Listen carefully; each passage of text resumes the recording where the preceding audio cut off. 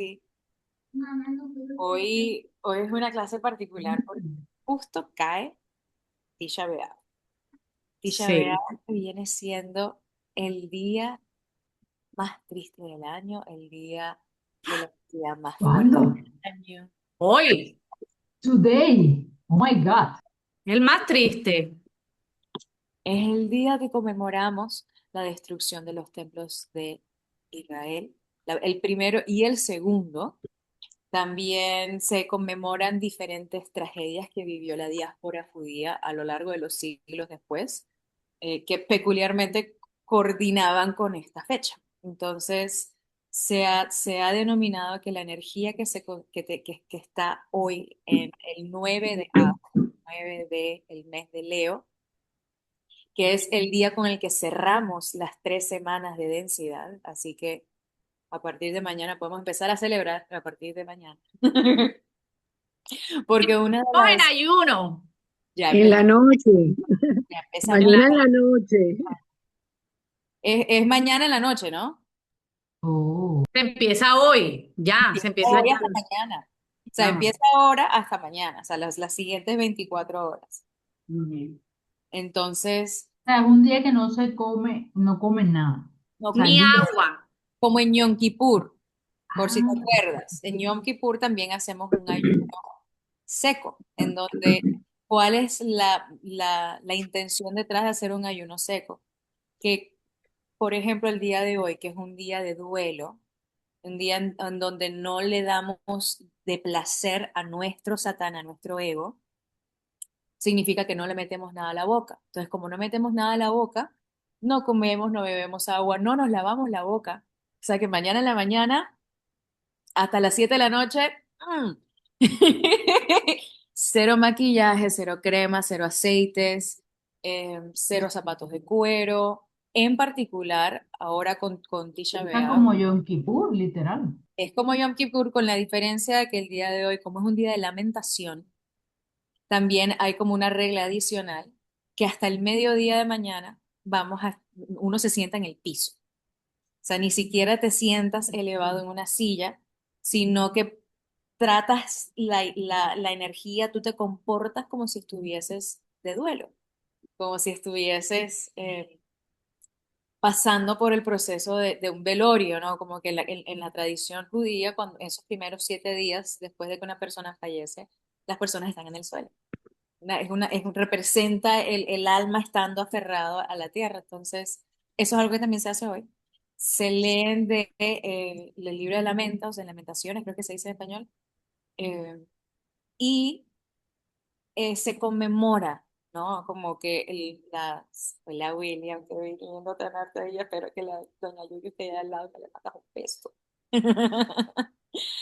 Estaba aquí dando un pequeño preámbulo antes de empezar la clase de que estamos en Tisha B'Av, el día más triste del año. Entonces, un día donde ayunamos, en donde no cultivamos alegría. Entonces, no queremos como fomentar esa sensación de alegría porque es que un día que queremos estar en contemplación. Entonces, me pareció muy peculiar porque pues, mira como todo siempre termina con coordinando.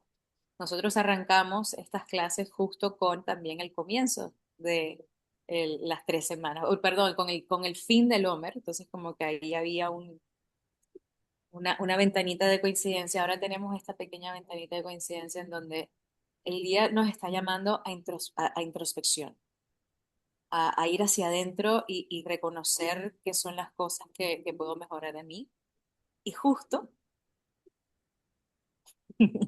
justo lo que vengo preparando para la clase de hoy de Bayetse tiene mucho que ver con eso. Entonces, sin más preámbulo, vamos a empezar con la clase. William, tú estás en el celular por lo que veo, ¿verdad? Así que no te voy a pedir que leas. Pero el día de hoy te voy a pedir a la que tiene la carita de loco. Tati. ¿Cuál es Pero la tal vez para puedo allá? ver. Pero si puedo ver, dale, si puedo ver. Vale, porque Hola, me buenas encantaría que noches. tú Primero leas, saludo. aprovechando que Dale. Claro que sí, con muchísimo gusto y cariño. Déjame intentarlo, por favor. Perfecto. Entonces, lo que hacemos acá, no sé si has visto las grabaciones, pero para conectar con la energía, leemos la oración del Ari y después leemos un párrafo del Zohar, en donde yo leo la traducción, perdón, yo leo el texto en arameo y después, en este caso tú hoy, leerías la versión en español, la traducción. Ani, Entonces, antes Ali, de que te vayas, por fin, regálame tu anfitrión a mi otra cuenta porque necesito bajar con el celular y de pronto entra alguien y no le puedo poner admitir. No puedes colocar las dos. Yea Maracuyea, ya mismo Bien. te pongo co-host. Hola William, qué gusto verte. Aquí estoy, mi cariño la saluda. Un abrazo, hola Tati, hola Silvi, hola a todos y todas. Un gusto verlas nuevamente. Ahí Vale. está bien. Hola, Así que William. ¿Qué paracha vamos a ver hoy? hoy vamos a ver Bayet C. Hoy vamos a ver Bayet C y me avisan cuando puedan ver la pantalla.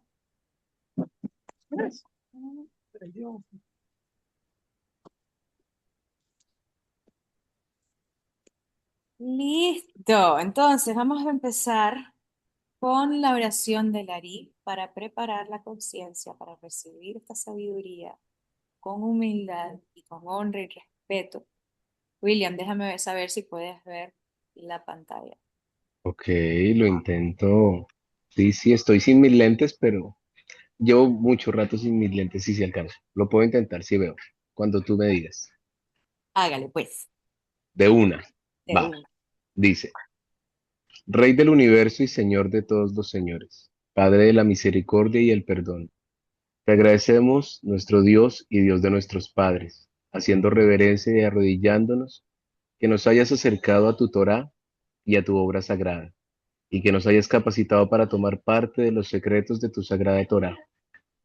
Qué dignos somos nosotros que nos concedes semejante gran favor, que es la razón por la que suplicamos ante ti, para que nos perdones y absuelvas todos nuestros pecados y que en ellos no traigan separación entre tú y nosotros.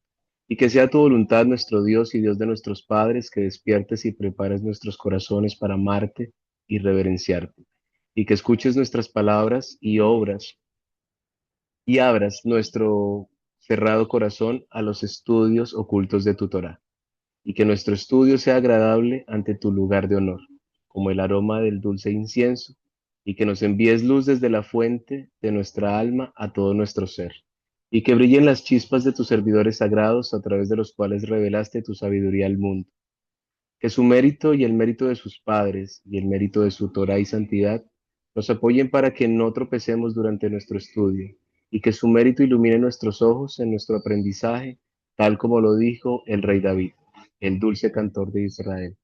Abre mis ojos para que pueda ver las maravillas de tu Torah. Salmo 119, 18. Porque de su boca Dios da sabiduría y comprensión. Que las palabras de mi boca y los pensamientos de mi corazón encuentren favor ante ti, Dios, mi fortaleza y mi redentor. Salmos 19, 15. Amén. Muchas gracias. Amén. Qué hermoso. Me Hermosa, fascina. ¿verdad? Es muy bella Divina. esa oración. Yo personalmente no la supero. Cada vez que la leo me dan como hasta ganas de llorar. Es Totalmente de acuerdo. muy, muy, muy hermosa. Entonces, ir directo a lo que viene siendo la lectura de lo que vamos a leer hoy, que es el libro de Bayetze. Quisiera empezar porque quiero tocar un tema sobre este capítulo y lo voy a tocar al final de la clase. Como pueden ver, no es el comienzo de Bayetze. Y Bayetze es un libro muy profundo, muy largo, muy extenso, desglosa muchísimos secretos que tiene que ver con Jacob y Rachel y Lea y Labán y muchísimo. Este libro en sí es extenso y muy rico. Entonces quería tocar este libro que me salió, ¿no? Así como fue el que me empezó a titilar en luz, como diciendo, hablemos de esta energía, que es justamente la que tiene que ver con la energía de lo que representa también hay Tisha B'Av, no. Entonces, quería primero empezar con la sinopsis de este capítulo 13, que es el Rabbi Shia y Elías. Rabbi Shia es uno de los amigos de Rabbi Shimon Bar Yochai, que es una de las 10 personas que están presentes en la historia de que nos presenta el Zohar. Y en este capítulo, el Zohar pasa de Jacob y toda su historia, y simplemente hace como una intercepción de historias con un sueño que tuvo Rabbi Shia y Elías el profeta, en donde Elías el profeta le empieza a hablar de eh, de lo que representa el estudio de la Torah. Así que les quiero leer la sinopsis tal cual está en el Zohar y luego empezamos con la lectura en sí y bueno, después seguimos la clase. La sinopsis del capítulo 13, Rabbi Jía y Elías. En un sueño del Rabbi Jía, el profeta Elías anuncia la destrucción inminente de la ciudad santa si los hombres dejan de estudiar la Torah. Mira que justo es el capítulo que menciona la destrucción del templo. Cuando el rabino Gía despierta y discute su sueño con los sabios, el rabino Yesa comenta que, aunque la sabiduría de la Torá protege a quienes la estudian, no sucede lo mismo con los hombres que son fuertes en el mundo, es decir, aquellos que manifiesten la energía de la columna izquierda, la de simplemente recibir, ¿no? Recibir la energía de el deseo de recibir para mí mismo. Así, la ciudad santa, en su aspecto externo, está condenada a ser destruida una y otra vez. Relevancia de este capítulo. El Talmud nos enseña que el templo fue destruido no por falta de estudio académico de la Torá, sino a causa del odio sin razón y la intolerancia entre los hijos de Israel. Recordemos que Israel como código nos representa a nosotros como humanidad y específicamente a las personas que buscan a Dios, que buscan vivir su vida con una conexión con el Creador y no simplemente viviendo esta matrix, esta simulación 3D que llamamos Malhut. ¿Vale? Israel somos tú y yo. Entonces, la falta de estudio no fue lo que destruyó el templo, sino el odio sin razón y la intolerancia entre nosotros. El significado espiritual del estudio de la Torá se refiere a la transformación del carácter y no a la erudición. El estudio de la Torá es un medio para un fin: aprender a amar al prójimo como a uno mismo. Recordamos quién dice eso, ¿verdad? Quien también nos recalcó muchísimo eso. Okay. Todo lo demás, según el sabio Gilel, es meramente comentario. Todo lo demás, todas las acciones, el- el- la caridad, todo lo demás es añadidura. El único punto de nuestra existencia como seres humanos en esta vida es en transformarnos para siempre poder actuar con el prójimo como quisiésemos que actúen con nosotros. Las fuerzas negativas intentan centrar nuestra atención en el estudio en sí. Y ahí es donde está la distorsión. Por eso es que cuando las entidades religiosas se enfocan en que el punto de estudiar lo que se está estudiando es entenderlo literalmente y tomarlo como una historia literal, ahí es donde está la distorsión. Aquí lo estamos leyendo directamente del Zohar. El estudio y no, enfocar nuestra atención en el estudio en sí despierta fuerzas negativas que provocan la autojustificación y la soberbia. Cuando esto ocurre, advierten los sabios, la Torá se convierte en veneno para el cuerpo y el alma. El conocimiento de uno mismo, porque es que la Torá nos representa a ti y a mí. Cuando leemos en la Biblia que habla de la Torá, que habla de que hay que leer la Torá, está hablando de ti y de mí, está hablando del ADN del cuerpo, está hablando de conocernos a nosotros. Entonces la Torah se convierte en veneno para el cuerpo y para el alma. Si mantenemos nuestros caminos intolerantes, el templo será destruido repetidamente. Además, cada año que el templo no es reconstruido representa el equivalente espiritual a su destrucción. La luz activada al leer estos versículos acelera la reconstrucción del templo y la redención.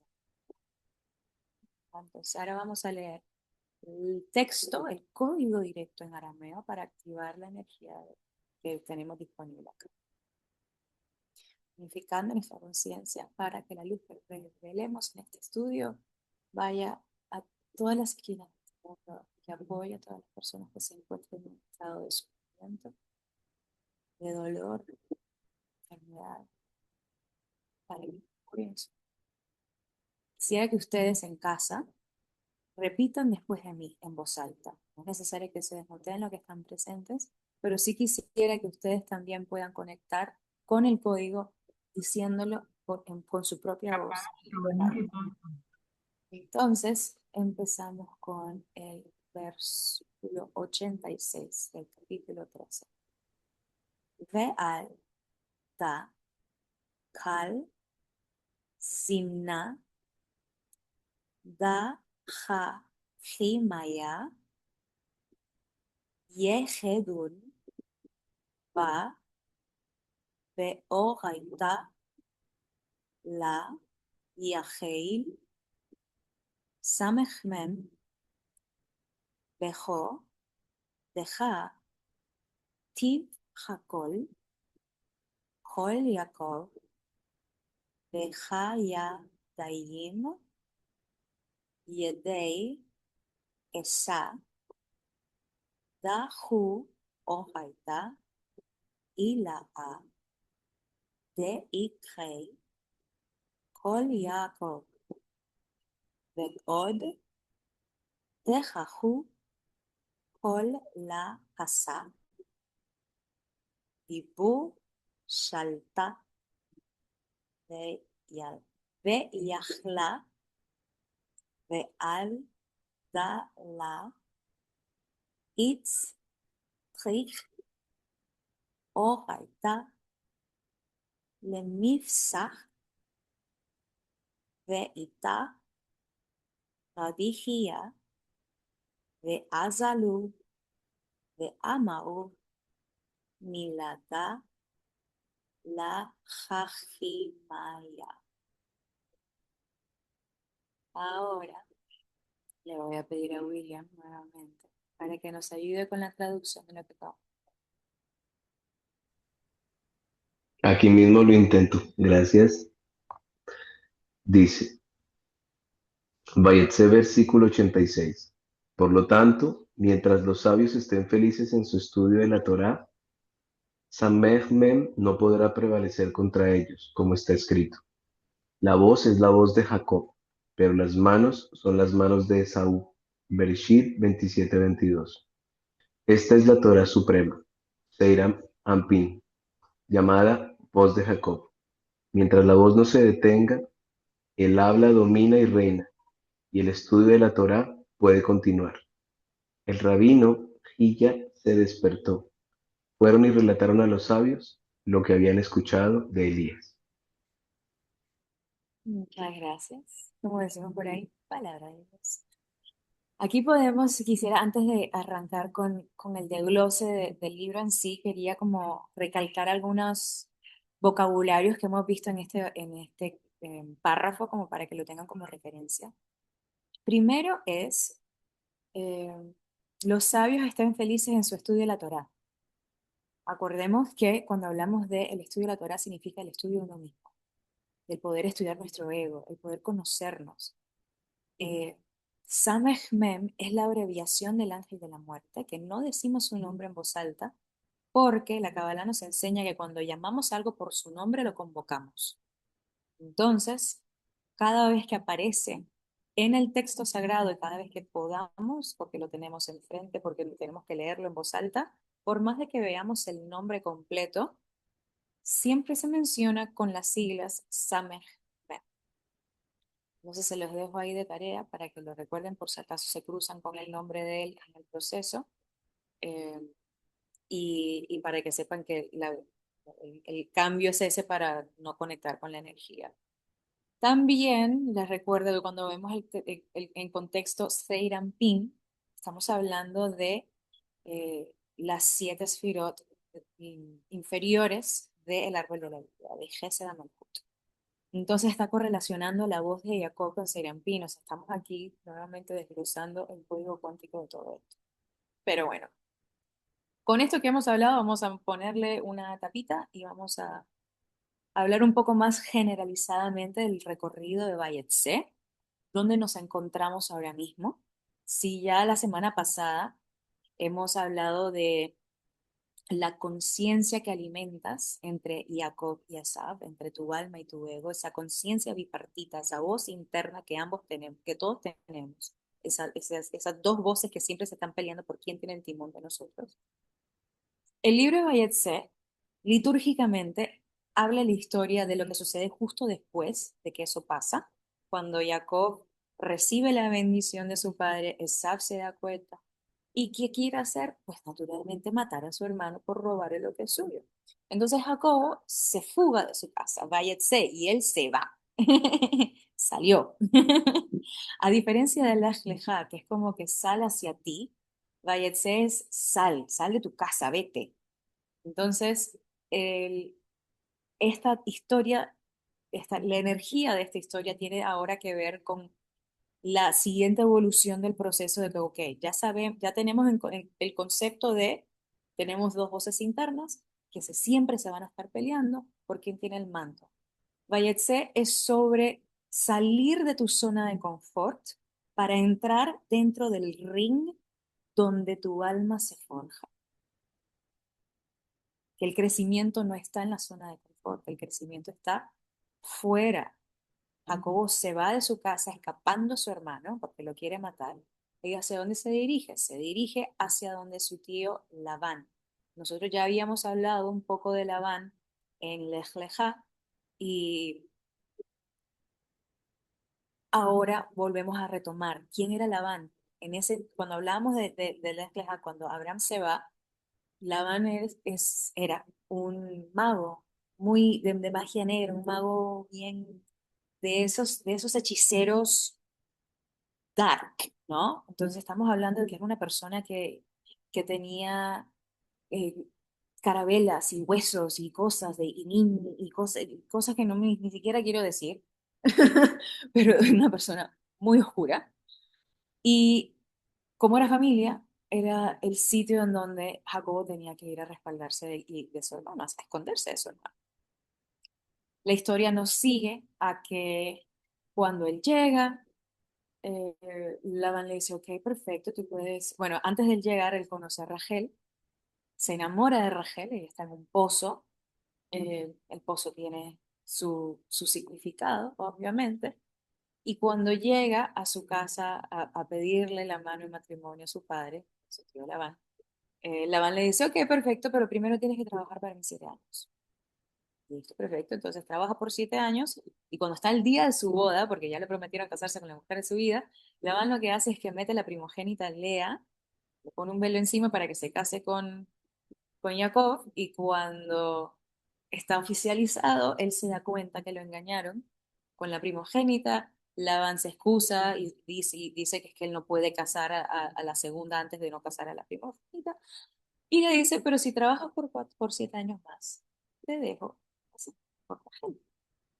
Y eso fue lo que pasó. Y después se quedó también otros años más para que le dé los borregos y bueno, esa es la historia litúrgica. Pero en Explorando Sohar no nos enfocamos en la historia litúrgica, sino en el desglose de qué es lo que representa esto para ti y para mí hoy en día, ¿verdad? ¿Qué es lo que representa en el gran camino del alma todo esto?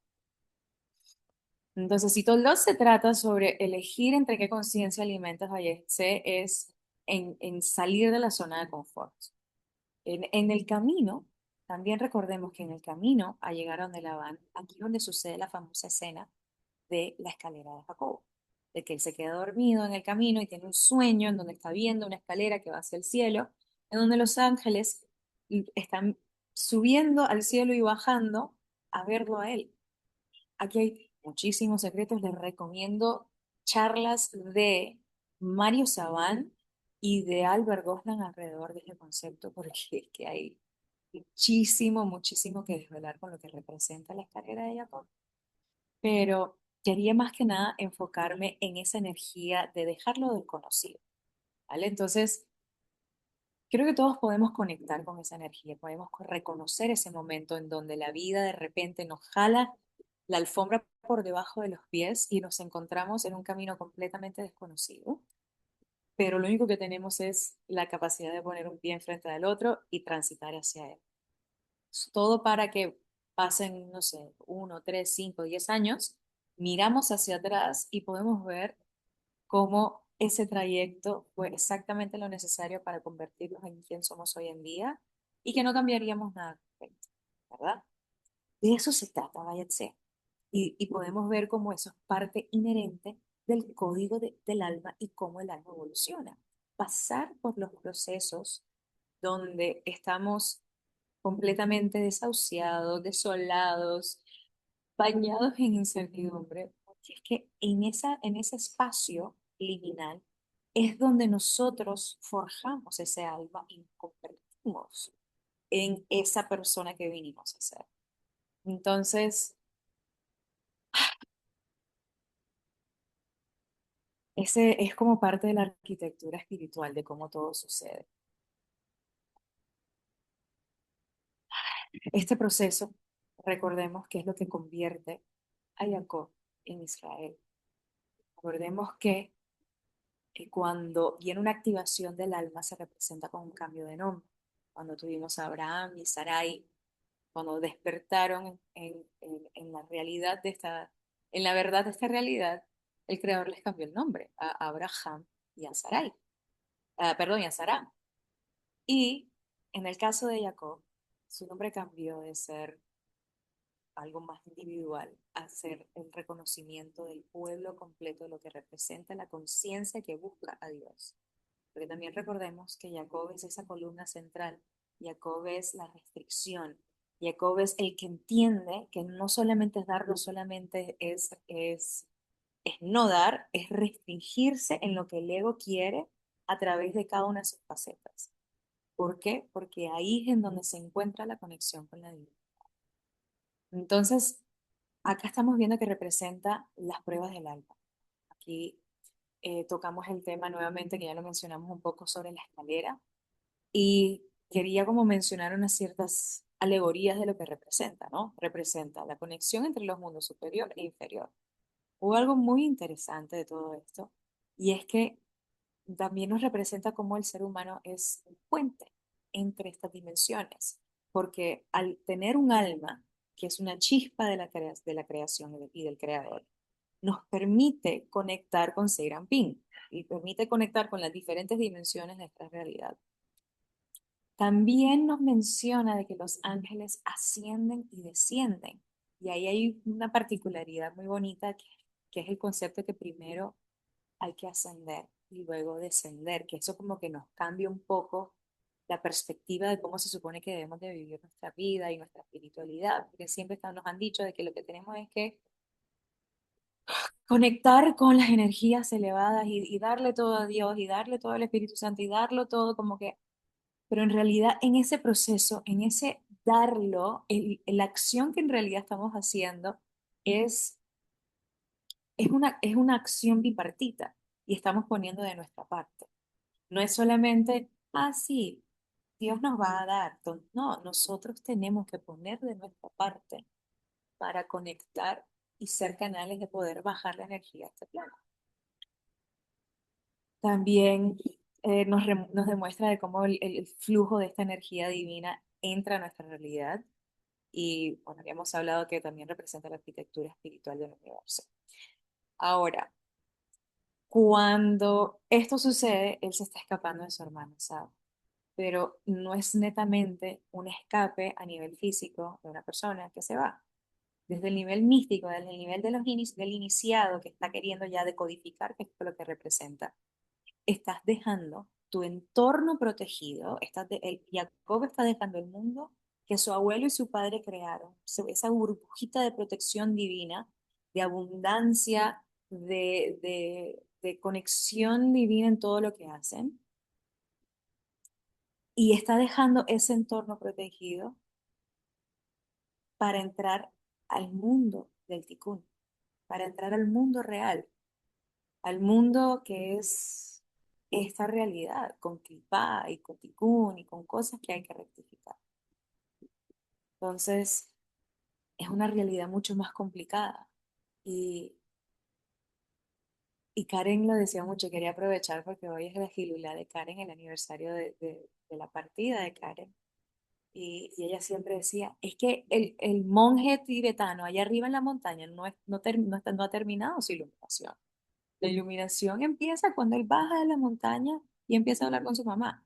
Entonces eso es lo que representa esta historia, el salir de esa comodidad para entrar en el campo de batalla, que va a despertar tu ego.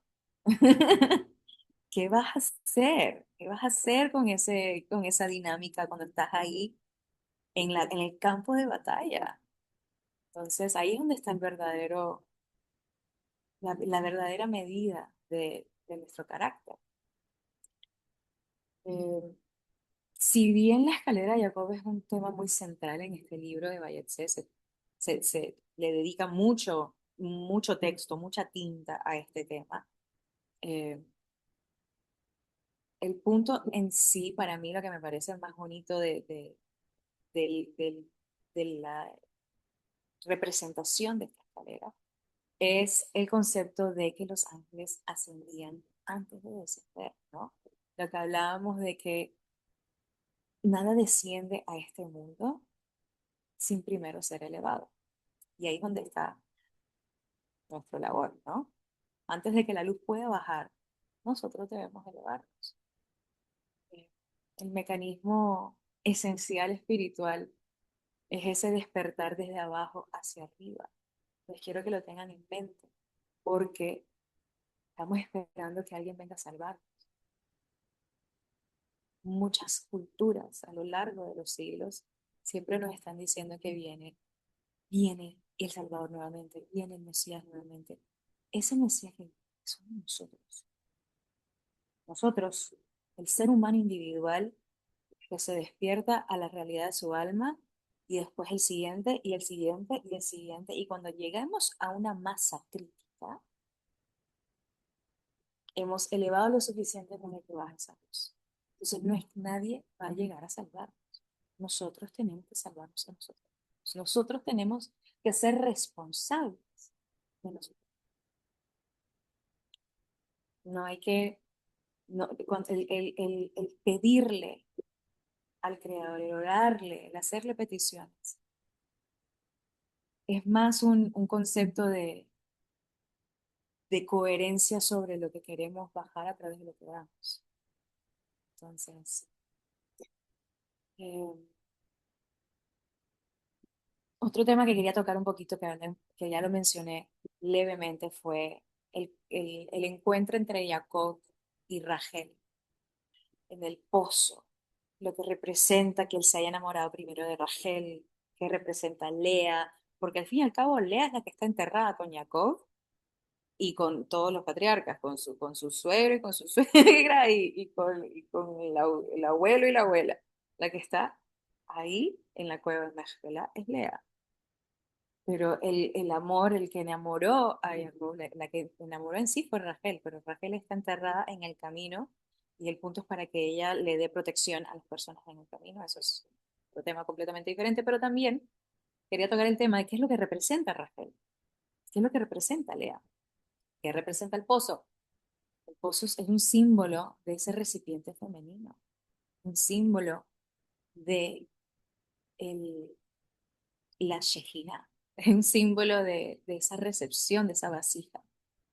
Y Rachel en sí representa Malhut, representa el mundo físico. Jacob representa Tiferet, Entonces, ¿qué está sucediendo aquí en este encuentro cuando Jacob se conoce con Raquel en el pozo? Nos están dando una historia codificada de cómo es que el principio masculino y femenino del árbol de la vida se conecta, como el flujo de la conciencia encuentra su recipiente. Y es interesante porque al fin y al cabo, ¿qué es lo que Jacob quiere? ¿Qué es lo que más desea? A Rachel, el mundo físico. Pero primero tiene que pasar por el mundo oculto, tiene que pasar por Lea para ganarse el mundo físico.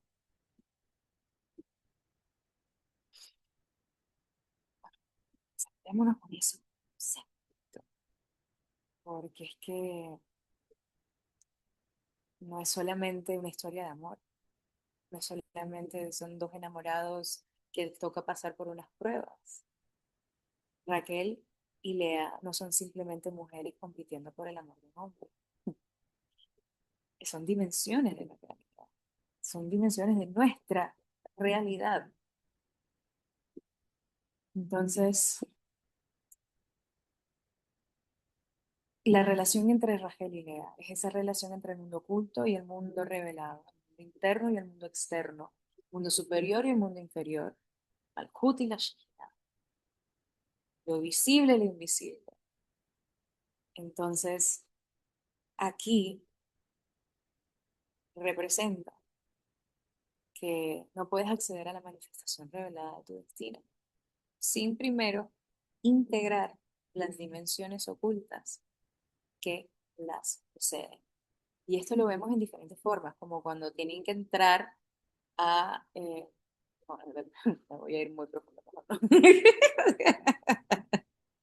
Pero no, mejor no, eso es muy profundo. Después, mucha confusión.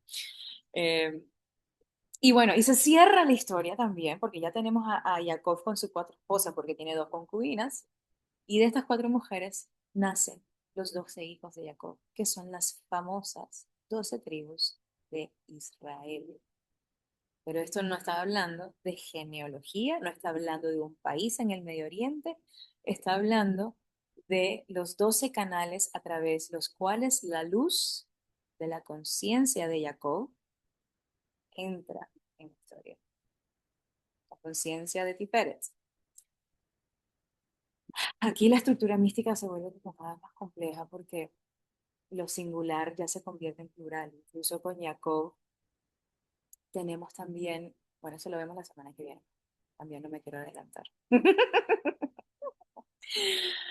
Ay, pero sí, las 12 tribus de Israel representan los diferentes arquetipos del alma, los 12 símbolos del zodíaco, los 12 apóstoles. Todo tiene que ver con arquetipos que representan y expresiones del alma. Es la arquitectura de Israel. Que Israel, ya lo dijimos, somos tú y yo. Ahora entonces quiero, para cerrar, tocar el tema que justamente tiene mucho que ver con el día de hoy que es Tisha B'Av, día de la destrucción de los templos. Y es la interacción que tiene Rabbi con Elías. Elías el profeta, el Zohar nos revela que es un personaje liminal. Si bien recordamos la historia, él no murió, él fue recogido en un carruaje de fuego y llevado a los cielos. Entonces técnicamente él no murió. Al igual que Memtet, Hanoch, que se convirtió, que fue elevado, tampoco murió y se convirtió en Memtet, el jefe de todos los ángeles. Y Moshe Rabbeinu tampoco murió técnicamente. Su alma se elevó y simplemente no pasó por el proceso de la muerte en sí, pero eso lo vamos a ver más adelante cuando ya estemos en esa parte del Zohar. Eh, pero, y regresando a Elías el profeta, él aparece varias veces a lo largo del Zohar, como un personaje que como que entra, que vive entre dimensiones y comunica mensajes. Entonces, cuando él entra, hay que pararle atención. Acá, en particular, ya aludimos un poco al comienzo de la clase, él nos menciona que el mundo se sostiene por el estudio de la Torá. Entonces, hay personas que le dedican su vida entera a vivir este concepto de manera literal. Tú vas a encontrar en todas las comunidades religiosas, tanto católicas, budistas, hinduistas, todos reconocen este, este pilar de nuestra realidad. Porque recordemos que la Kabbalah es física cuántica y va más allá de misticismo judío. O sea, estamos hablando de energías que son universales, que se salen del contexto del judaísmo. Entonces, recordemos siempre, salgámonos de esa limitación y veámoslo como algo general. Hay personas en todo tipo de disciplinas religiosas que se pasan el día entero, las monjitas que están rezando el rosario el día entero, los monjes benedictinos que se la pasan rezando 10 horas al día, los budistas que se la pasan en sus mantras el día entero. Estamos viendo que es un principio que se ve a lo largo de las disciplinas. Pero acá hay un desglose aún más profundo y más aplicable. Porque nuevamente, pues, todo bien si lo que quieres es retirarte a un seminario, a un templo en la montaña y rezar el día entero para así aportar tu parte de sostener al mundo a quienes estudian la Torá. Pero para el 99% de las personas que no estamos en ese camino de vida, que estamos aquí en el mundo, tú y yo, día a día, Malhut 3D, como estamos, esto significa estudiarnos a nosotros mismos. El autoconocimiento, la autorrealización. Entonces acá podemos ver que ese autoconocimiento, que el ir a terapia no es solamente un acto banal para salir de un apuro, es lo mejor que puedes hacerle a la humanidad entera. El conocerte a ti, conocer cuál es tu ego, cuál es la voz del Satán, cómo suena esa voz cuando se activa, para poder reconocerla, para poder dejar de reaccionar, pausa que regalo. Entonces lo que podemos ver es que el mundo se sostiene por el estudio de tu ser. Aquí va más allá de una cosmología. El estudio de la Torah en sí activa canales superiores, sí. Agarra el Zohar, agarra la Torah, empieza a conectar directamente con el código, sí. Estamos actuando con el ADN del universo, entonces va a haber una activación en sí. Pero lo que estás leyendo, lo que te está activando y lo que debe de generar en ti, no es el deseo de conectar con la tecnología, con la información y saber más, porque es que yo soy el que sé más, porque es que tengo la Torah memorizada, porque es que te puedo recitar todos los evangelios. Ese no es el punto. Ya lo leímos en el sinopsis, que cuando estamos en esa conciencia, en realidad quien está al mando son las fuerzas negativas. Entonces, acá el conocimiento no es pasivo, la conciencia humana participa activamente en mantener el equilibrio de los mundos. Y esto importa porque esa participación viene más poderosamente cuando viene a través del estudio propio de quien tú eres, para cambiar todos los días, para que todos los días te puedas despertar y decir, hoy quiero ser mejor que ayer. Y cuando te vayas a dormir, decir, hoy ha sido un gran día, tengo esto que mejorar, he podido haber hecho esto diferente, he podido haber hablado esto diferente, mañana tengo que llamar a mi mamá y hacer todas las cosas para que mañana yo sea una mejor persona que hoy. Entonces no estamos aquí simplemente para aprender cosas interesantes. Desde la perspectiva del Zohar y de lo que nos enseña, cada persona que estudia con la intención participa en el proceso de traer luz a una realidad que está experimentando el ocultamiento de esa luz. Entonces, aquí estamos hablando de que nuevamente no es algo de que simplemente, bueno, cuando Dios decida nos va a salvar. No, el despertar viene desde abajo hacia arriba. Y así, aquí, es como lo hacemos, estudiando la Torá, ¿Y quién es la Torá? Tú. Tú eres la Torá. Tu mundo interno, tu mente, tu ego, tus emociones. Entender el porqué de cómo es que te mueves es lo que sostiene este mundo. Porque si no nos estudiamos, si no estudiamos la Torá, el templo se va a seguir destruyendo. ¿Y quién es el templo? Nosotros mismos. Nosotros como templo de la Shejinah, vivientes. El cuerpo que tiene un alma activa adentro. El templo está destruido, o sea, solamente hay como un 1 o 2% del alma que está viviendo en cada uno de nosotros. Con cada acto de incomodidad, con cada acto de expansión, lo que estamos haciendo es aportando a ese granito de arena que sostiene este mundo. El despertar colectivo comienza con individuos que despiertan conscientemente, con cada persona que estudia, con cada persona que transforma su reacción, con cada persona que elige la conciencia sobre la acción automática.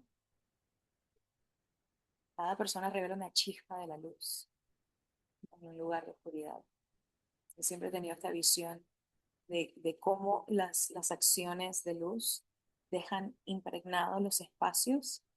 Y siempre he dicho, o sea, si pudiésemos ver, si yo pudiese darles a ustedes lo que yo veo, así en mi visión, y pudiésemos ver cómo nuestras acciones afectan el campo, sería muchísimo más fácil ser buenas personas. Así que sería como hacerlo de una forma más rápida. Y bueno, para terminar acá, quería decirles que si la Torá es un mapa del ser humano y estudiar la Torá es estudiarnos a nosotros mismos, pues la Torá no solamente sería un texto que habla sobre la humanidad, sino también un espejo. Un espejo que nos revela cómo funciona la conciencia de la humanidad, cómo funcionan nuestros egos, nuestros miedos, nuestros deseos carnales, cómo funciona todo eso, las contradicciones, nuestra capacidad de elegir. Y la capacidad, todo eso y la capacidad de transformar esa oscuridad. Entonces, quería dejarles aquí con la reflexión de la semana. Y es, si el mundo se sostiene cuando los seres humanos se estudian, se transforman su ego, ¿qué parte de mí estoy llamada a estudiar más profundamente en este momento para que al yo cambiar algo en mi mundo también pueda cambiar? En resumidas cuentas, ¿qué de mí puedo cambiar para mejorar mi entorno? Puedo elegir una circunstancia, ¿no? Alguien con que esté teniendo un roce. ¿Cómo puedo yo cambiar en vez de esperar que el otro cambie para que la circunstancia se arregle? ¿Dónde puedo yo hacerme cargo? ¿Dónde puedo yo asesorarme? ¿Dónde puedo yo rectificar? Así que para cerrar, este, para cerrar, entonces, están perfectamente bien, pero bueno, ya nos tenemos organizados. Aquí hablamos de que el mundo no necesita únicamente personas que sepan más, porque de eso hay un montón. Sábelo todos, hay en todos lados y en el mundo de hoy en día, en donde estamos rodeados de unas redes sociales en donde todo el mundo sabe de todo. En realidad lo que necesitamos son personas que sean capaces de contener más luz sin convertirla en ego. Nuestro camino espiritual no comienza cuando llegamos al destino, sino que comienza cuando estamos dispuestos a dejar lo que es familiar. La mayor revelación de Jacob, que es la escalera, no sucede dentro del templo, no sucede en la ciudad sagrada de Jerusalén, sucede en el camino, en el medio de la nada, mientras que él está solo. Y eso es profundamente significativo porque Aquí el Zohar nos dice que no necesitas estar ahí para encontrarte con Dios. Ahí donde no, porque cuando llegue allá, no, no tienes que estar en ningún sitio. Está aquí y ahora. El umbral donde tú puedes convertir ese lugar en un lugar sagrado eres tú, tu conciencia. Y el viaje no te está alejando de tu propósito. El viaje es el mecanismo a través del cual tu propósito se encarga. Y si pensamos en Toldot la semana pasada, que se trataba de elegir entre Jacob y Esaú, Vayetse se trata de llevar a Jacobo al mundo. Es el movimiento de esa elección interna, de esa iniciación espiritual y luego de esa encarnación. Por eso es que podemos discernir cuando una persona de verdad está caminando una vida espiritual, porque se siente esa integración, se siente que va más allá de palabras, porque las acciones entran en coherencia. Así que con eso, les doy las gracias nuevamente por estar con nosotros aquí en Explorando el Zohar el día de hoy. Le voy a, aquí termina la clase, voy a pausar la grabación.